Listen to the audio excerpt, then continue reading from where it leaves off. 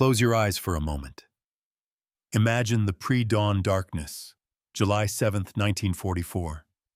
You're on Saipan, a speck of land in the vast, unforgiving Pacific. The air is thick with humidity, the scent of gunpowder, and the unbearable tension of what's to come. You're huddled in a foxhole, weapon in hand, heart pounding like a drum against your ribs. Then the earth begins to tremble. A guttural roar erupts from the darkness. Thousands of voices, a chilling primal scream that promises nothing but oblivion. The largest bonsai charge of the Pacific War is hurtling towards you in that terrifying moment as the enemy surges forward. Bayonets gleaming, swords flashing. What's in your hand? Is it a symbol of rank, a ceremonial accoutrement, or a tool designed for one brutal, unambiguous purpose: to stop an enemy, immediately and decisively? This isn't just a story about two pistols. It's a stark, visceral tale of two nations, two vastly different philosophies of warfare, and the unforgiving reality of close-quarters combat where a fraction of a second and the raw, unyielding power of a single bullet could quite literally mean the difference between life and death. Today, we're going deep into the crucible of the Pacific War to uncover why one pistol became an enduring legend, and the other, a tragic footnote in military history. This is the story of America's M1911A1 .45 pistol and why Japan's Nambu was so catastrophically outgunned. The Colt M1911A1 arrived in the Pacific Theater not as a fresh recruit, but as a seasoned veteran. Its reputation was already forged in the hellish, muddy trenches of World War I, a conflict that redefined the scale of human suffering and technological warfare. This wasn't some hastily conceived implement. It was the brainchild of a genuine genius, an almost mythical figure in firearms history, John Moses Browning. Browning, a name synonymous with innovation, wasn't just an inventor. He was an artist of mechanics, a master craftsman who understood the delicate dance between power, reliability, and human interface. His M1911 design, adopted by the U.S. Army in 1911, was nothing short of revolutionary. It was a single-action, recoil-operated pistol, engineered with a brutal simplicity that belied its sophisticated functionality. But the pistol itself was only half the equation. Its true genius lay in its symbiotic relationship with the cartridge it fired, the .45 ACP. The .45 ACP, or automatic Colt pistol, wasn't just another bullet. It was a solution, a direct answer to a very specific and terrifying battlefield problem. To understand its genesis, we must journey back to the turn of the 20th century, to the brutal, often forgotten conflict known as the Philippine Insurrection from 1899 to 1901. American forces, armed with standard-issue .38 long Colt revolvers, were facing fierce, determined Moro tribesmen. These warriors, fueled by religious fervor and often under the influence of narcotics, would charge through hails of gunfire, sometimes taking multiple .38 caliber rounds to the chest and still continuing their assault. Imagine a young American private, face slick with sweat, his breath ragged, emptying his revolver into a charging Moro warrior. One shot, two, three, and the warrior keeps coming, eyes blazing, crisp knife glinting. The private feels a cold dread, a profound sense of inadequacy as his pistol, designed to incapacitate, simply fails. The .38 long Colt, a fine cartridge for target practice, was proving woefully insufficient against an enemy whose resilience defied conventional ballistic wisdom. This wasn't about hitting a target. It was about stopping a target. This harrowing experience sent shockwaves through the U.S. military command. A new requirement was issued: a handgun round with significantly greater stopping power. The quest for this ultimate man-stopper led to a series of now legendary experiments, the Thompson-Lagarde tests of 1904.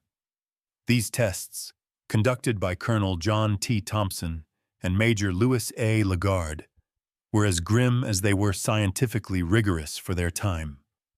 They examined the effectiveness of various cartridges, from 30 Luger to 476 Ely, against live animals, primarily cattle, and, disturbingly, human cadavers. They fired into the brains of live calves, into the major bones of cadavers, and observed the effects. The goal was unequivocal: to find a round that could reliably and immediately incapacitate an adversary. Their conclusion was stark. Nothing less than a .45 caliber bullet could reliably deliver the necessary impact. The .45 ACP, delivering a heavy, slow-moving projectile, was the answer. So what made the .45 ACP so devastatingly effective? From the M1911A1's 5-inch barrel, the .45 ACP launched a substantial 230-grain bullet at a respectable 830 feet per second. While not the fastest round, its true power lay in its momentum. Think of it like a sledgehammer versus a sewing needle. The sewing needle might be faster, but the sledgehammer carries far more force. The .45 ACP operated at a relatively low chamber pressure of 21,000 psi, which contributed to the pistol's renowned reliability, but its heavy projectile delivered what ballistic experts call devastating terminal ballistics. When that 230-grain bullet struck, it didn't just zip through. It tended to embed itself, transferring nearly all of its considerable energy into the target, rather than over-penetrating and carrying that energy elsewhere. This characteristic was absolutely critical in close-quarters combat. A single well-placed shot from a .45 ACP could deliver a concussive shock that would knock a man down, regardless of where it struck on the torso. This wasn't just a wound. It was an immediate, often fight-ending incapacitation. In the chaotic, terrifying environment of hand-to-hand fighting, this level of immediate stopping power was not merely an advantage, it was a matter of survival. It wasn't about causing a wound that might eventually stop an enemy. It was about a round that would stop him now. By 1944, America's industrial might had churned out an astonishing 1,000 1911A1 pistols for the war effort. This wasn't some boutique operation. It was a testament to a nation fully mobilized for total war. Manufacturing was distributed across a vast network of contractors, each playing a crucial role. Of course, there was Colt Firearms, the original designer, but the demand was so immense that others stepped up. Remington Rand, known for typewriters; Ithaca Gun Company, a respected shotgun manufacturer; Union Switch and Signal Company, typically associated with railway signaling equipment; and even the unlikely entrant, the Singer Sewing Machine Company. Yes, the company that helped generations stitch together clothes briefly pivoted to producing 500 highly sought-after M1911A1s before transferring their tooling to other manufacturers. Imagine the engineering prowess required to switch from sewing machine needles to precision firearms. Yet America did it, and did it well. This massive distributed production ensured that American forces in the Pacific were exceptionally well equipped with reliable sidearms. The U.S. Marine Corps alone, recognizing the brutal realities of Pacific combat, dramatically increased their authorized pistol allocation from 798 per division in 1942 to a staggering 1,077 per division by 1945. This wasn't an arbitrary decision. It was a direct reflection of battlefield lessons.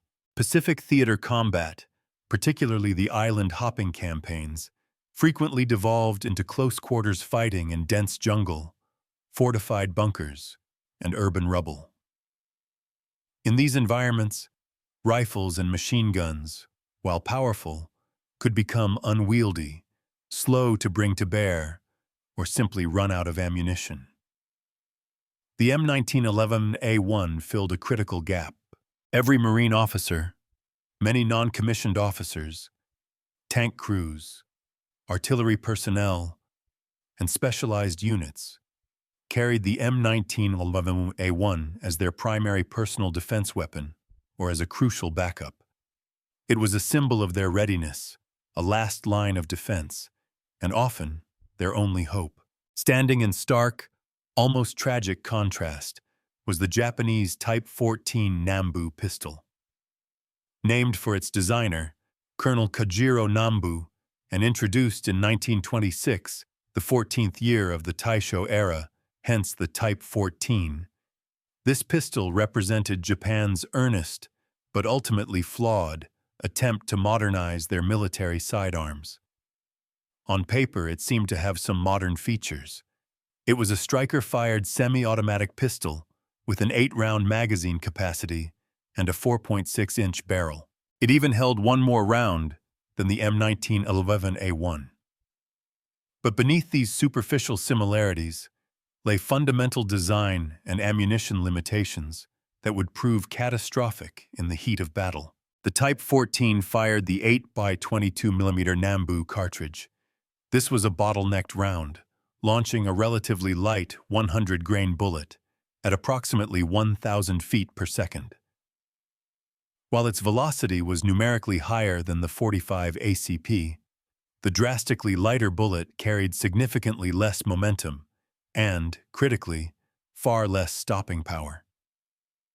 The math of ballistic effectiveness isn't just about speed.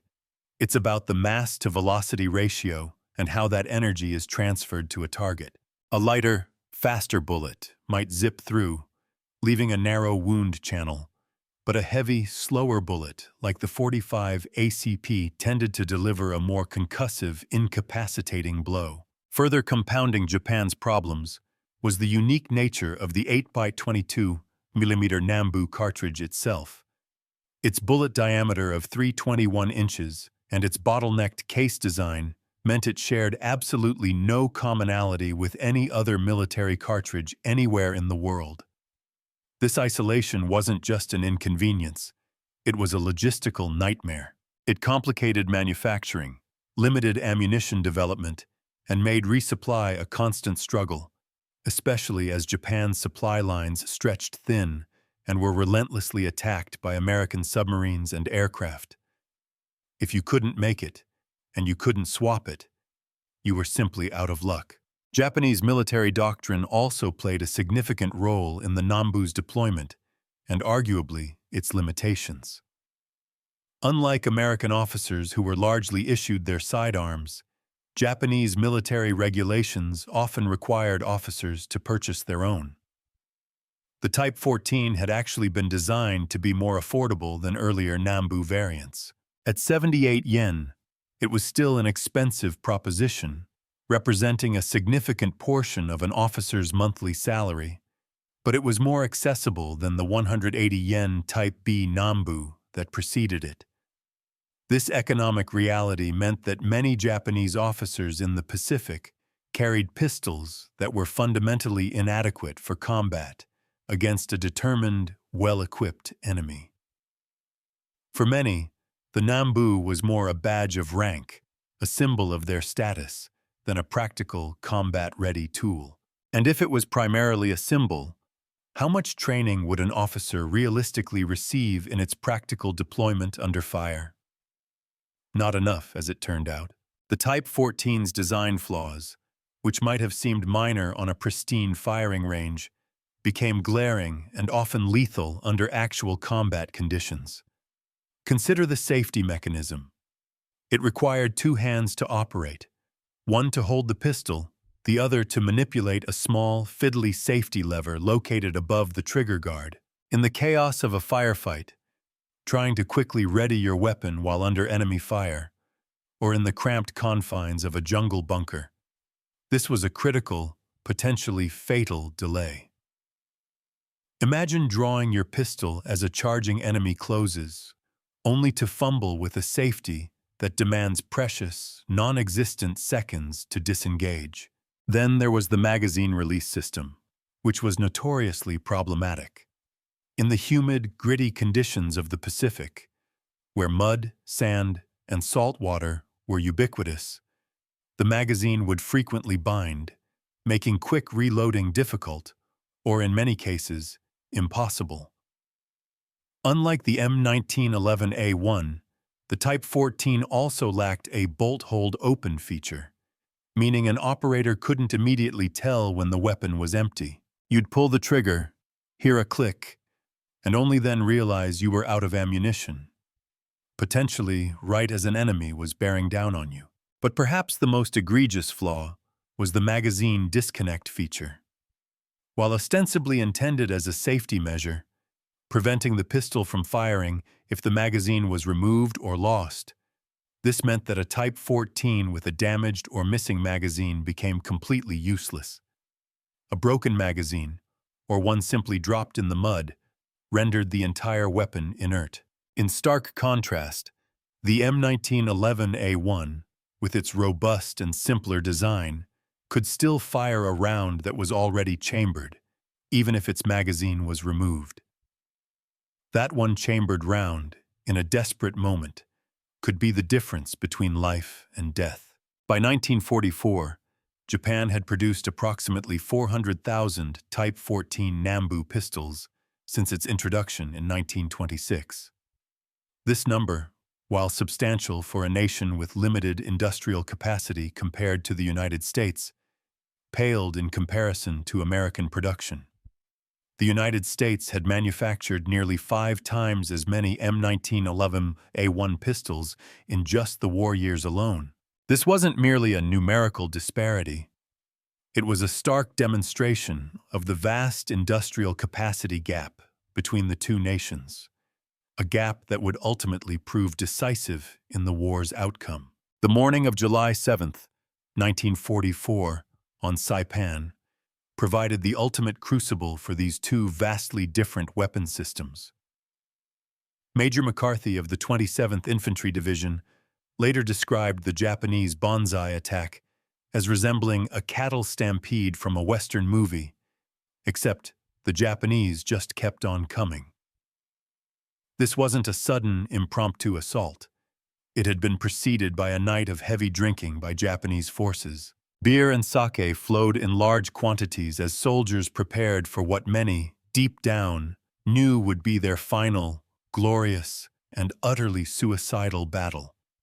Their fighting spirit was to compensate for the material deficiencies. Lieutenant Colonel William O'Brien, of the 1st Battalion, 105th Infantry Regiment, found himself squarely in the direct path of this human tsunami. The sheer audacity, the fanatical determination of the Japanese charge was something beyond comprehension. As Imperial Japanese Army officers led the charge, their katana swords gleaming, their cries echoing, O'Brien drew not one, but both of his M1911A1 pistols. He was a seasoned combat veteran, and he understood the brutal math of close-quarters survival.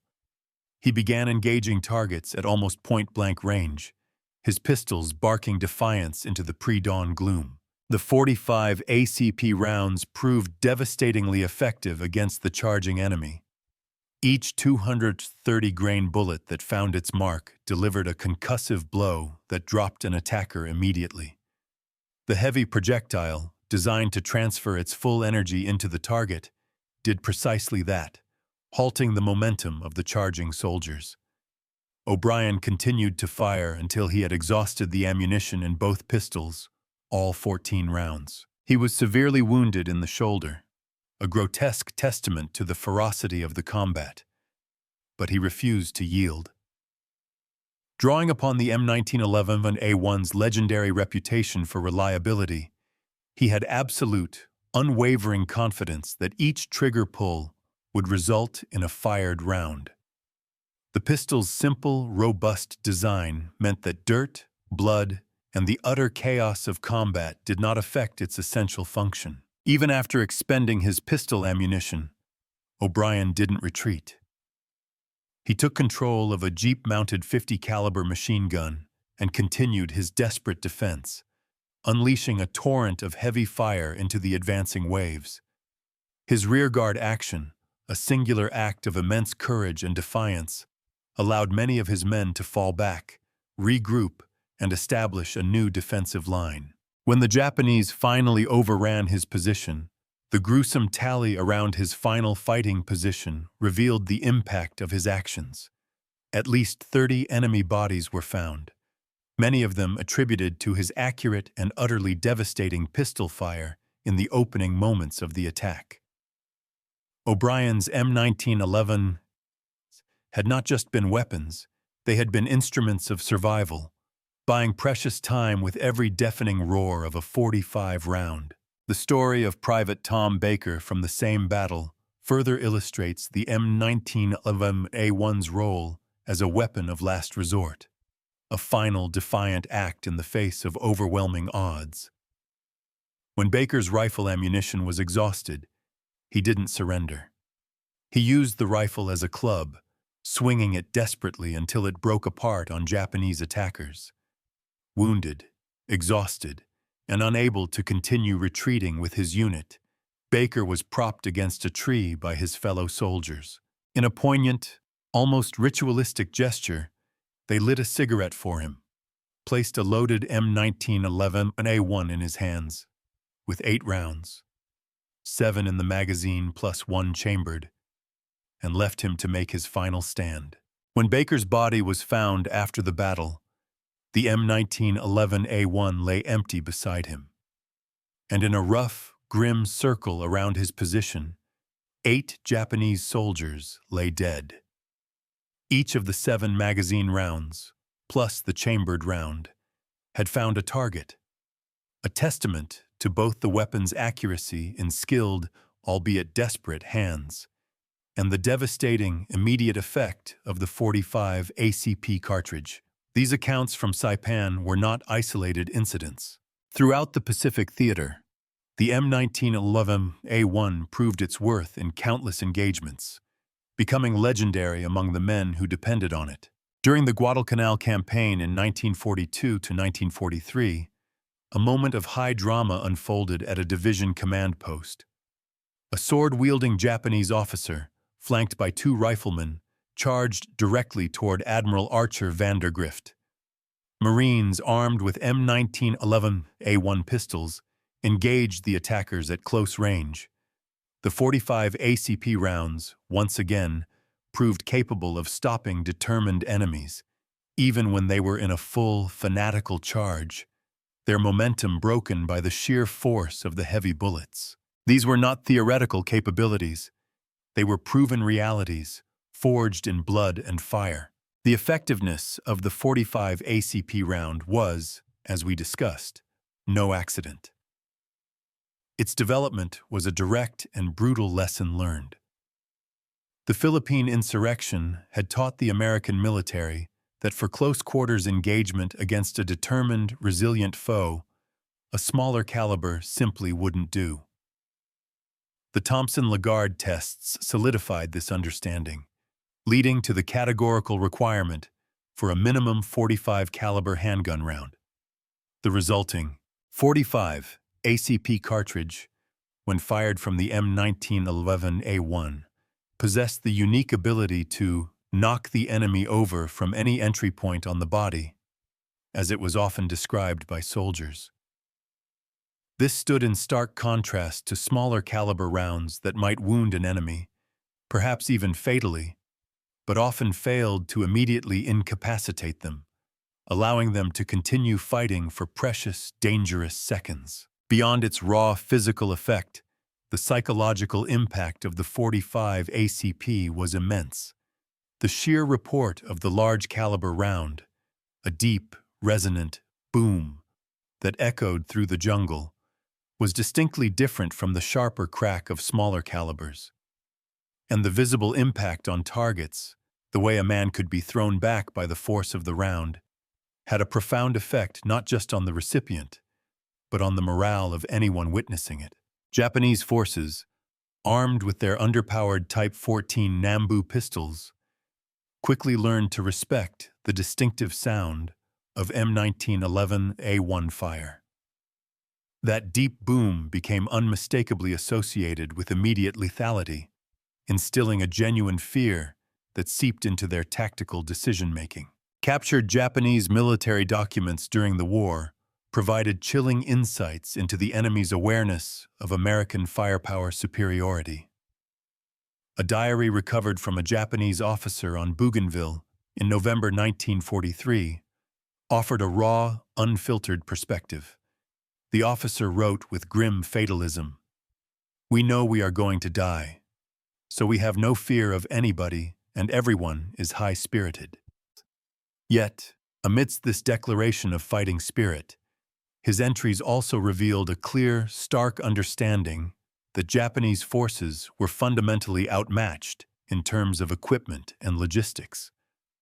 They were fighting with courage, but against overwhelming material superiority.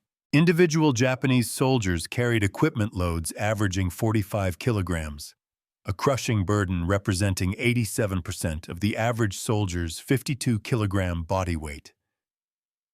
This crushing load, combined with inadequate weapons like the Type 14 Nambu and steadily declining ammunition supplies, created a force that was forced to rely on fanatical determination, on sheer willpower, rather than tactical or technological superiority. The Type 14 Nambu, as the primary officer's sidearm, epitomized these broader problems facing Japanese forces. These were weapons designed in peacetime, often with budgetary constraints or an emphasis on traditional aesthetics, that proved woefully inadequate for the brutal, no-quarter demands of total war against a technologically advanced foe. The contrast in manufacturing quality became increasingly apparent as the war progressed. American M1911A1 production maintained remarkably high standards, even under the immense pressures of wartime demand. Weapons manufactured by different contractors were rigorously standardized, ensuring complete interchangeability of parts. This was crucial for field repairs. A damaged pistol could be fixed using components from any manufacturer, a logistical triumph. While certain aesthetic elements were simplified, durable parkerized coatings replaced more delicate bluing, and grips changed from checkered walnut to simpler brown plastic to speed production. Mechanical reliability, the very soul of the weapon, never suffered. The focus remained squarely on functionality and ruggedness. Japanese Type 14 production, conversely, showed a marked decline in quality as the war dragged on and resources dwindled. Late-war pistols manufactured at the Toriyamatsu factory, for example, often featured ungrooved wooden slab grips, a cheap and quick substitute for proper ergonomics. Overall fit and finish deteriorated sharply as Japan's industrial capacity was stressed to its breaking point by relentless Allied bombing campaigns and critical resource shortages. Some late-war Type 14 pistols were date-marked as late as February 1945, a grim testament that production continued even as American forces closed in on the Japanese home islands, literally knocking at the door. But these were often crude, barely functional implements, a shadow of their earlier, already flawed designs. The disparity in ammunition logistics was equally telling, a microcosm of the larger war. The United States produced standard military .45 ACP cartridges in massive quantities, with consistent ballistics and stringent quality control. This standardization meant that an M1911A1 could be reliably fed from any ammunition source. Moreover, specialized variants were even developed, demonstrating American ingenuity and foresight. Take, for instance, the M12 T-23 shot cartridge issued in aircrew survival kits. This round contained 118 pieces of number 7.5 birdshot, sealed in a red wax paper projectile, allowing aircrews armed with M1911A1 pistols to hunt small game if shot down behind enemy lines. An improved M15 shot cartridge with 108 pieces of birdshot and better weather resistance later replaced the earlier round. This wasn't just about combat.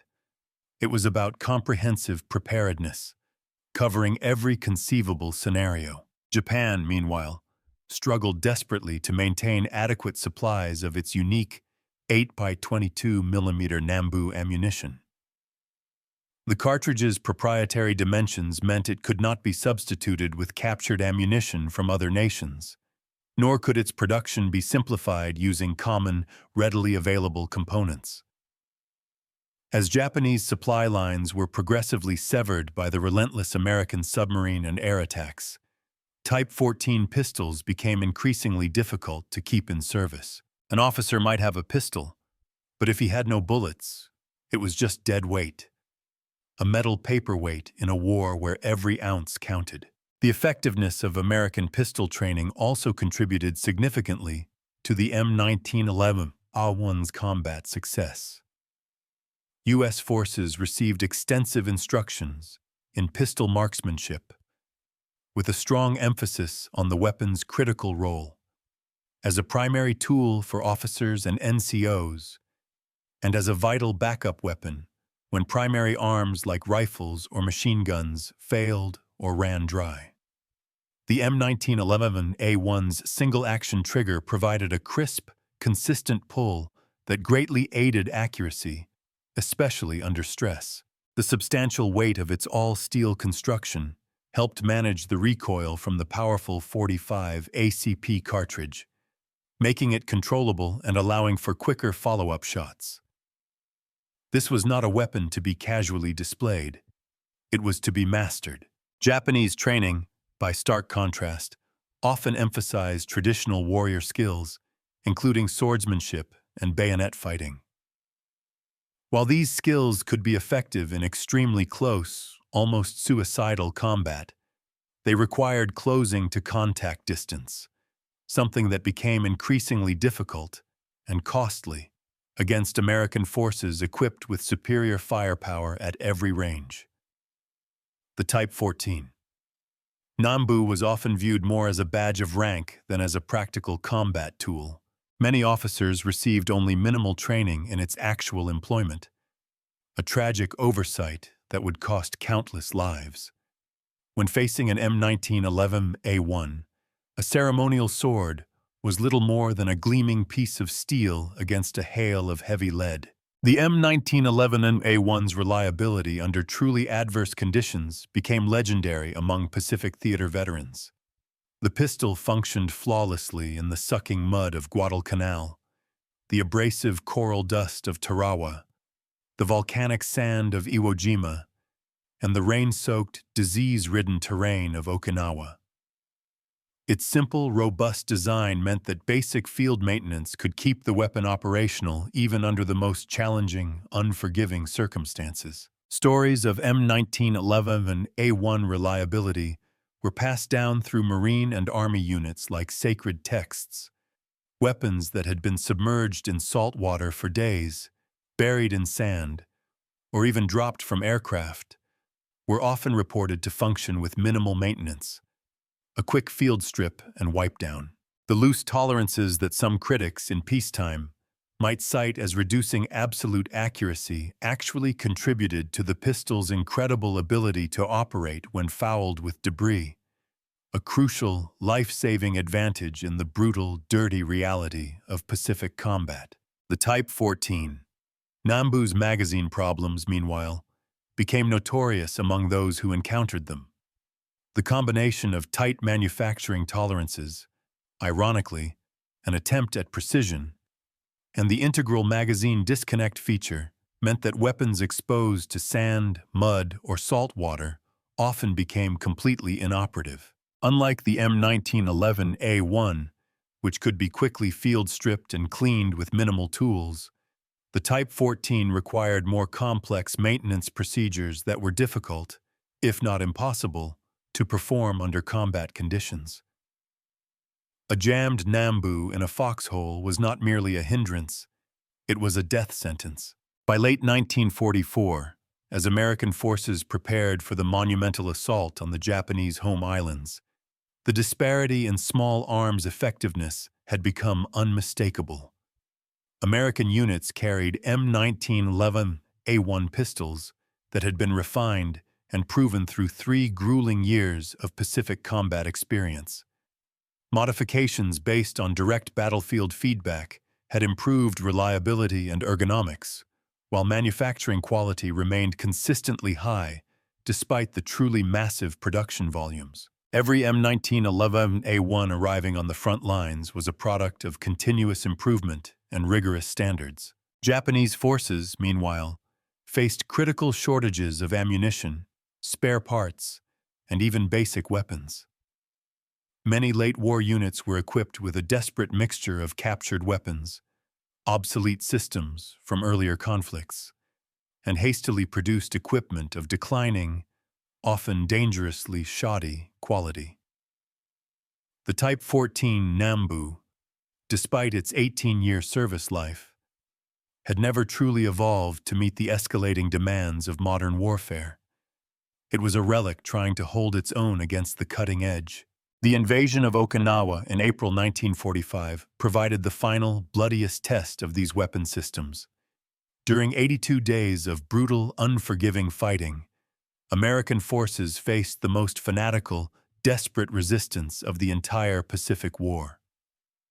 Japanese defenders, knowing that Okinawa represented the last major barrier before the sacred home islands, fought with a suicidal determination that shocked even the hardened American veterans. This was a fight to the death, with no quarter given or expected. American forces lost more than 12,000 killed and 36,000 wounded taking Okinawa. But Japanese losses were catastrophic. An estimated 70,000 military dead, plus between 100,000 and 150,000 civilian casualties, a grim testament to the ferocity of the fighting. The disparity in effectiveness between American and Japanese small arms, including their pistols, played a crucial, undeniable role in this tragic outcome. U.S. Marines and soldiers, armed with M1911A1 pistols, could engage and neutralize threats at close range with an almost unshakable confidence in their weapons' effectiveness. That confidence translated into aggression and survival. The psychological impact of the M1911 Japanese forces cannot be overstated. Captured documents and extensive post-war interviews with Japanese veterans consistently revealed that Japanese soldiers had developed a profound, almost reverential respect for American firepower, particularly the devastating effect of .45 caliber weapons. The distinctive guttural boom of M1911A1 fire became synonymous with immediate lethality, a harbinger of doom that deeply affected enemy morale and influenced their tactical decision-making on a fundamental level. To hear that sound meant you were facing an enemy who could drop you with a single shot, a terrifying prospect.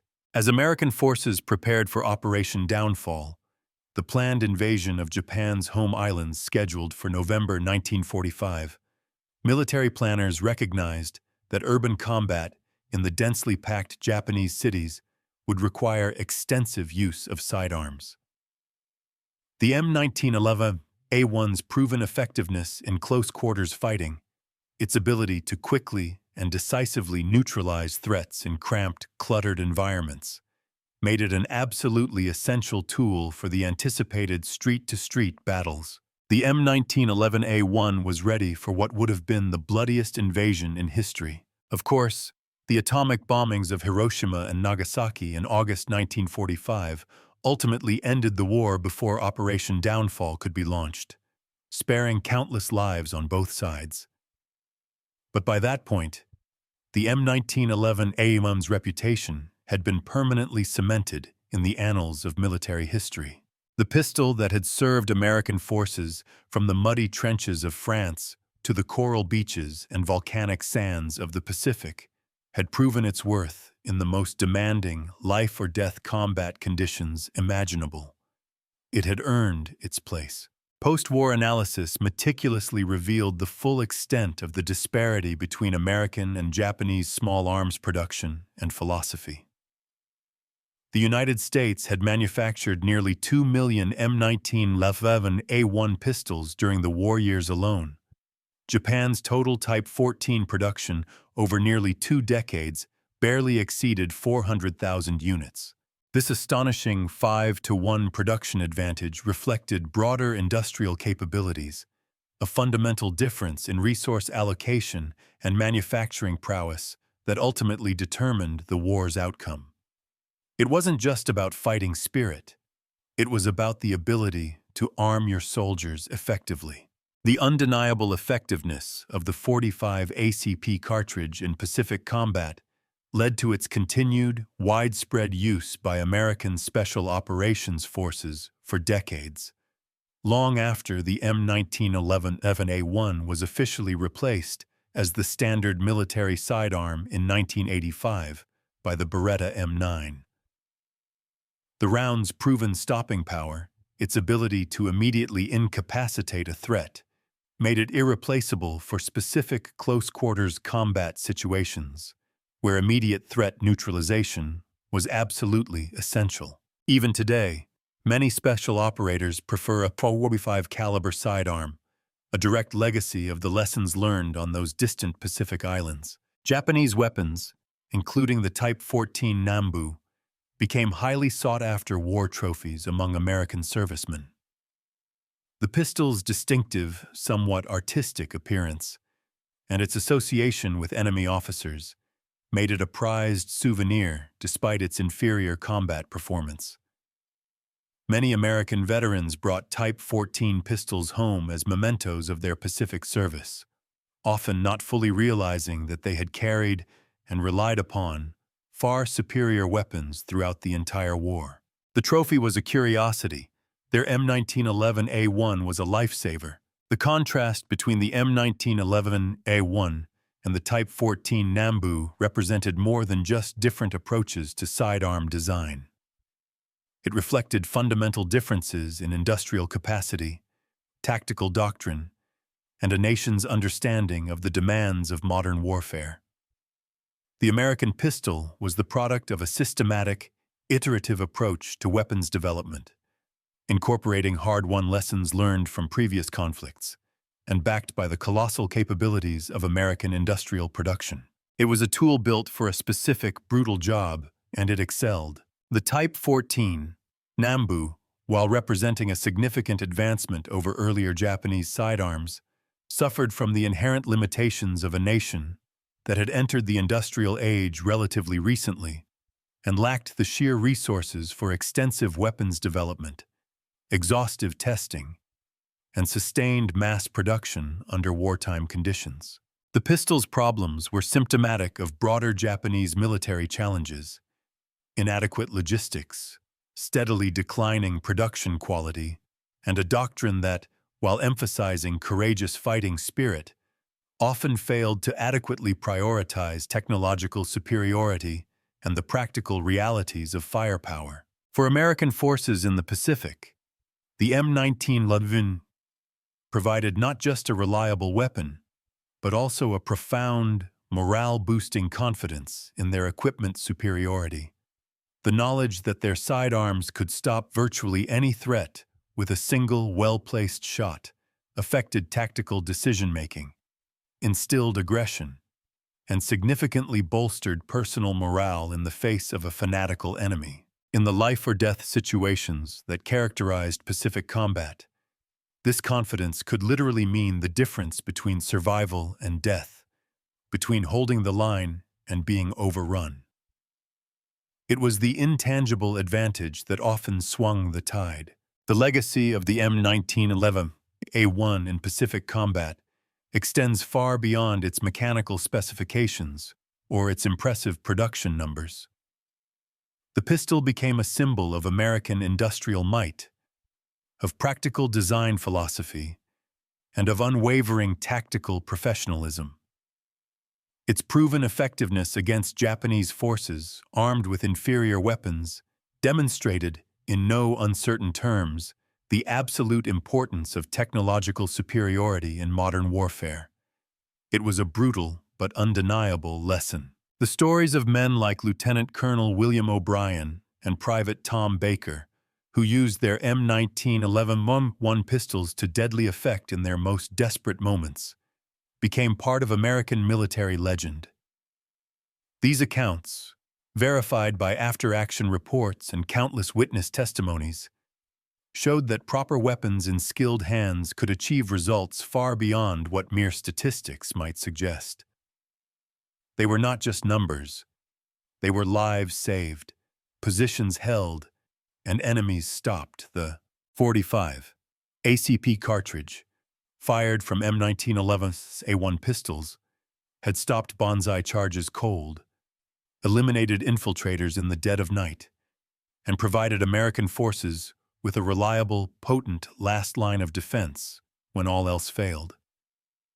In the brutal, unforgiving close-quarters combat that characterized so much of the Pacific War, the stopping power and legendary reliability of the American pistol proved decisive time and time again. Japanese forces, despite their undeniable courage and their fierce determination, found themselves consistently outmatched, not just in overall firepower, but in the fundamental effectiveness of their personal weapons. The Type 14, Nambu, chambered for an underpowered cartridge and suffering from design flaws that became critically exposed under harsh combat conditions, simply could not compete with American weapons that had been designed from the ground up specifically for maximum combat effectiveness. The mathematical reality, the ballistic truth, was inescapable. A 230-grain bullet traveling at 830 feet per second carried far more momentum and delivered vastly superior stopping power than a 100-grain bullet traveling at 1,000 feet per second. When multiplied across millions of combat encounters throughout the Pacific theater, this ballistic advantage translated directly into a tactical superiority that helped determine the ultimate outcome of the war. The M1911's resounding success in Pacific combat served as a powerful validation of John Moses Browning's original genius design and the U.S. military's prescient decision to adopt the .45 ACP cartridge. This weapon system proved conclusively that careful engineering, thorough and rigorous testing, and the ability to achieve massive, high-quality production could create small arms that provided decisive, life-saving advantages on the battlefield. It was a triumph of design, manufacturing, and doctrine. For Japan, the Type 14, Nambu's limitations represented a broader, more tragic challenge. The immense difficulty of competing against an industrial and technological superpower while lacking the necessary resources for comprehensive military modernization.